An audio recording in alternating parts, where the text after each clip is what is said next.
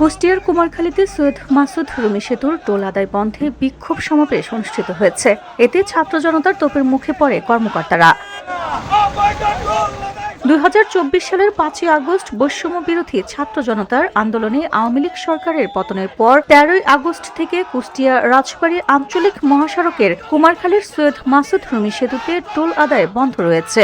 দীর্ঘ প্রায় 20 মাস বন্ধ থাকার পর আগামী 10 এপ্রিল থেকে আবারও সেতুতে টোল চালু হতে যাচ্ছে।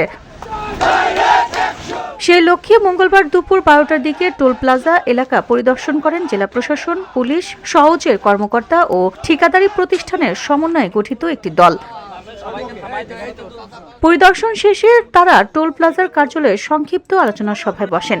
এ সময় উপস্থিত ছিলেন কুষ্টিয়া স্থানীয় সরকারের উপপরিচালক আহমেদ মাহবুব উল ইসলাম, উপজেলা নির্বাহী কর্মকর্তা ফারজানা আক্তার, উপজেলা সহকারী কমিশনার নাফিদ সরওয়ার ও থানার অফিসার ইনচার্জ জামাল উদ্দিন সহ আরো অনেকেই। এখানে মূলত আসার উদ্দেশ্য হলো যে এখানে আমাদের যে টোলটা আছে সরকারি রাজস্ব আদায়ের জন্য টেন্ডার হয়েছে।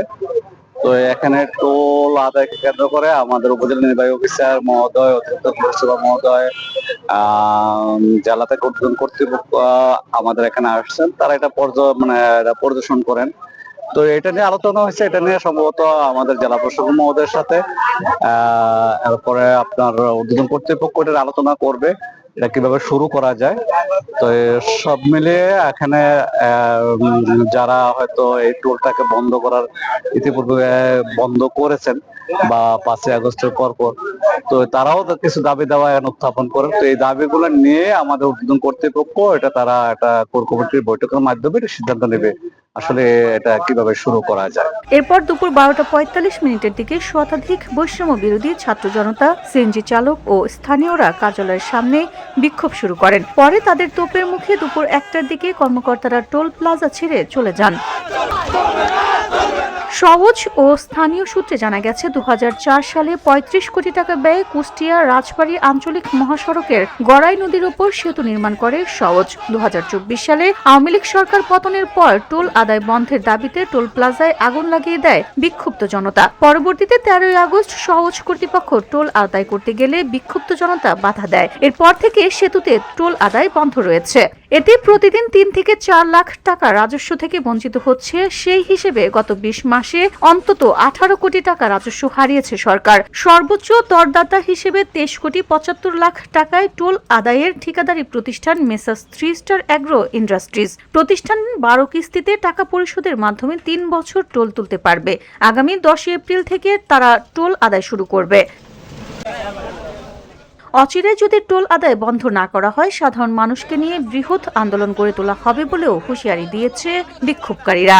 আমরা যখন ঢাকাতে যাই তখন দেখি অনেকগুলা এর চেয়ে বড় বড় সেতু, এই কোনো টোল নাই। কিন্তু আমাদের গড়াই নদীর ছোট্ট একটা সেতু, পদ্মা নদীর শাখা, এর টোল নেওয়ার জন্য এত ব্যতিব্যস্ত কিসের জন্য আমরা বুঝি না। তো আমরা সিএনজি মালিক সমিতির পক্ষ থেকে আমরা সাধারণ জনগণ, সাধারণ গাড়ি চালক, আমরা চাই যে টোল বন্ধ ছিল বন্ধই যেন থাকে।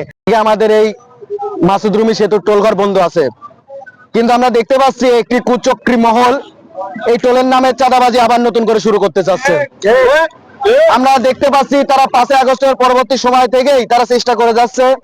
তারা বারবার এটা চেষ্টা করতেছে। আমাদের স্পষ্ট বার্তা, এই টোল ঘরের টাকা যে কাজ করতে যে ব্যয় হয়েছে এর প্রায় 2 থেকে 3 গুণ টাকা অনেক আগেই উঠে গেছে। সুতরাং এখানে জনগণ এই ভুক্ত সরকারের রাজস্ব আয়, আমরা মনে করি এটা একটা আইন, মানে তারা নির্দিষ্ট ভাবে আমাদের উপর জুলুম করে তারা ঘুষ খাবে, এটাই তাদের প্রক্রিয়া।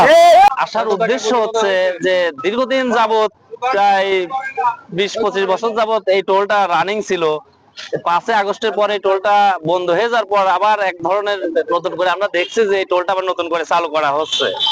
এতে এখন আমাদের যে সিএনজি, অটো, মাহিন্দ্র এদের যে পরিস্থিতি, গ্যাসের দাম অনেক বৃদ্ধি, তাতে আমরা যদি এখানে যাওয়া আসা প্রতিবার 10-20 টাকা দিনে 100 টাকা আমাদের এখান থেকে চলে যাচ্ছে। তারপরে অবিলম্বে চাচ্ছে টোলটা যেহেতু স্থগিত হয়ে গেছিল, স্থগিতে থাক নতুন করে, আর এটাই যারা যাতে না হয়। VOD Bangla news desk.